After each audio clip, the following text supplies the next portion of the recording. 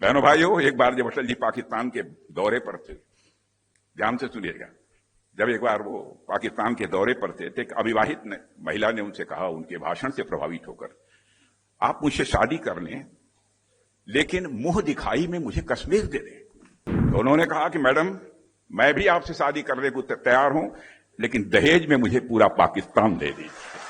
मित्रों, मैं याद दिलाना चाहता हूं, 1998 की बात है। अटल जी अस्वस्थ थे और न्यूयॉर्क के अस्पताल में उनका इलाज चल रहा था। उस समय उन्होंने एक कविता लिखी थी और वह धर्मयुग में छपने के लिए उन्होंने उस समय भेजी थी। और उन्होंने संपादक को लिखा कि हो सकता है यह पंक्तियां कविता के लायक न हों, लेकिन ये मेरी जिंदगी का दस्तावेज है। भले ही यह पंक्तियां कविता के लायक न हों, लेकिन यह मेरी जिंदगी का दस्तावेज है।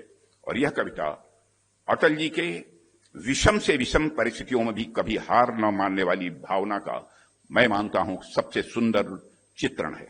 उन्होंने लिखा था, टूटे हुए सपनों की कौन सुने सिसकी, टूटे हुए सपनों की कौन सुने सिसकी, अंतर की चीर व्यथा पलकों पर ठिक ठिक ठिठकी, हार नहीं मानूंगा, रार नहीं ठानूंगा, काल के कपाल पर लिखता मिटाता हूं, गीत नया गाता हूं। एक बार कुछ लोगों ने उन पर आरोप लगाया कि वह बहुत फर्म नहीं है, अटल जी आप बहुत दृढ़ नहीं हैं। तो उन्होंने इस अंदाज में कहा, क्यों आपने कहा? मैं आपसे कहना चाहता हूं कि आप नहीं जानते, भूल गए क्या, मैं अटल भी हूं लेकिन साथ ही बिहारी भी हूं।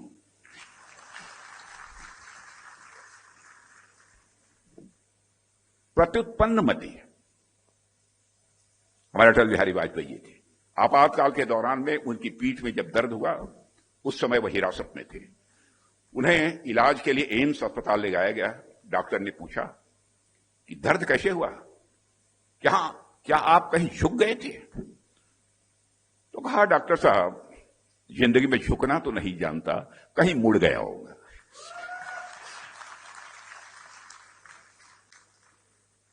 इसी बात से प्रेरित होकर अटल जी ने आपातकाल के विरुद्ध एक कविता लिखी थी कि दांव पर सब कुछ लगा है, दांव पर सब कुछ लगा है, रुक नहीं सकते, टूट सकते हैं मगर हम झुक नहीं सकते। एक घटना मैं आप सबके रखना चाहता हूं, 2006 की है। कुछ पत्रकारों ने अटल जी से पूछा, क्या इराक ऑयल कॉन्ट्रैक्ट घोटाले में कांग्रेस को बचाने के लिए पूर्व विदेश मंत्री नटवर सिंह को बलि का बकरा बनाया गया है? तो अटल जी ने जानते हैं क्या जवाब दिया? ये पूछा लोगों ने, क्या उस पर पर्दा डालने के लिए, उस भ्रष्टाचार पर नटवर सिंह जी को बलि का बकरा बनाया गया था? तो उन्होंने मुस्कुराते हुए जवाब दिया, मैं शाकाहारी हूं। बहनों भाइयों, एक बार जब अटल जी पाकिस्तान के दौरे पर थे, ध्यान से सुनिएगा, जब एक बार वो पाकिस्तान के दौरे पर थे तो एक अविवाहित महिला ने उनसे कहा, उनके भाषण से प्रभावित होकर, आप मुझसे शादी कर लें लेकिन मुंह दिखाई में मुझे कश्मीर दे दें। तो उन्होंने कहा कि मैडम, मैं भी आपसे शादी करने को तैयार हूं, लेकिन दहेज में मुझे पूरा पाकिस्तान दे दीजिए।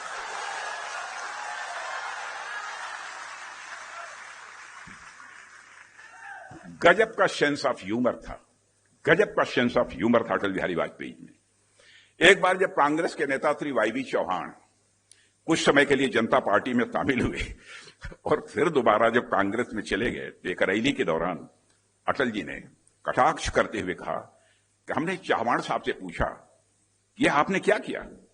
तो उन्होंने उत्तर दिया कि अब हम घर वापस आ गए हैं, तो कोई उनसे पूछे तो क्या अब तक वह ससुराल में थे? अटल जी के भाषणों की सबसे अच्छी बात यह थी कि जब वह विरोधियों पर भी हमला करते थे, मेरे बहनों भाइयों, कभी भी मर्यादा का अतिक्रमण नहीं किया।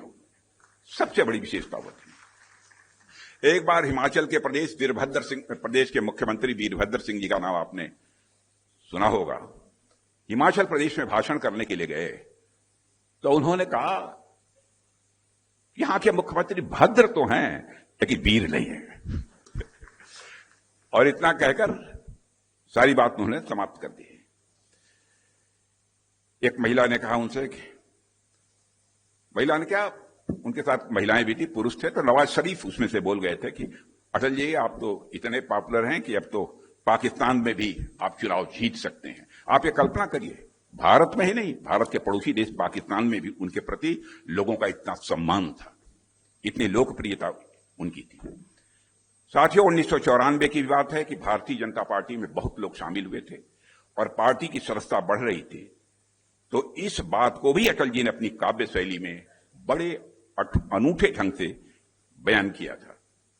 एक सभा में उन्होंने कहा था, ज्यों बड़री अखिया लखी, ज्यों बड़री अखिया लखी, आंखिन को सुख होत, यानी जैसे सुंदर बड़ी आंखों को देखकर आंखों को सुख और आनंद मिलता है, वैसे ही अपने वंश या परिवार को बढ़ता हुआ देखकर मन को अपार खुशी होती है। और जिस समय यह बात उन्होंने कही थी, मेरे बहनों भाइयों, मैं स्वयं उनके साथ था और हम सब के लिए गर्व का विषय है और यह प्रसन्नता का विषय है कि आज हमारी भाजपा के पहले राष्ट्रीय अध्यक्ष आदरणीय अटल बिहारी वाजपेयी थे। उनके आज हमारी भाजपा वो विश्व की सबसे बड़ी राजनीतिक पार्टी बन गई है। अटल जी ने लिखा है, चीर निशा का वक्ष, चीर निशा का वक्ष पुनः चमकेगा दिनकर, चीर निशा का वक्ष पुनः चमकेगा दिनकर। वे स्वयं भी सूर्य की तरह भारत की राजनीति के क्षितिज पर चमकते रहे और हमेशा वो चमकते रहेंगे, ऐसा मेरा पूरा विश्वास है।